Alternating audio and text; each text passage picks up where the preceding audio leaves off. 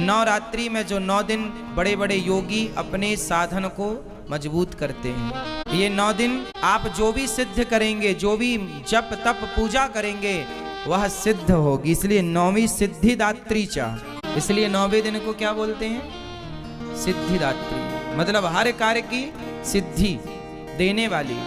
प्रथमम शैलपुत्री है तो दूसरी 9वीं सिद्धिदात्री, सिद्धि की प्राप्ति। इसलिए कोई भी आप पाठ माला जपती हो ना, इन 9 दिनों में खूब बढ़िया से माला जपना, भगवान का खूब स्मरण करना, ज्यादा से ज्यादा भगवान नाम जप, गुरु मंत्र का जाप ज्यादा करो, भगवान का चिंतन ज्यादा करो। इन 9 दिनों में ये 9 दिन विशेष दिन माने जाते हैं, सामान्य दिन नहीं है।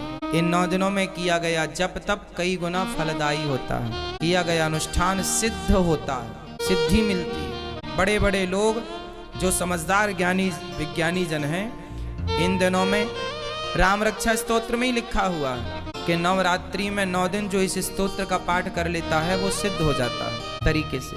मतलब कोई भी शुभ कार्य किया जाए तो वो सिद्धि को प्रदान करने वाला होता है। नवरात्रि है मतलब अपनी माँ की सेवा कीजिए, अपनी कर्तव्यों को, अपनी जिम्मेदारियों को पूरा कीजिए। कहने का तात्पर्य ये है, ये जो नवरात्रि का पावन पर्व है ये माँ भगवती का पर्व है। और माँ भगवती कौन है? आपकी माँ, माँ की सेवा।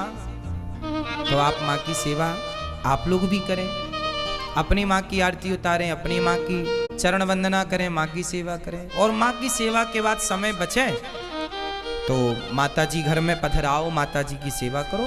माता तो माता रूप है, कोई भी रूप में माता की पूजा हो सकती है, पर हमारे गौरी गोपाल आश्रम में तो यही माँ है और यही इन्हीं की पूजा होती है, इन्हीं की सेवा होती है। हमारे लिए तो यही दुर्गा है, यही काली है, यही शैलपुत्री है, यही सिद्धिदात्री है। तो आज यहाँ गौरी गोपाल आश्रम में इन माँओं की पूजा, इन माँओं की सेवा, इन माँओं की वंदना की गई।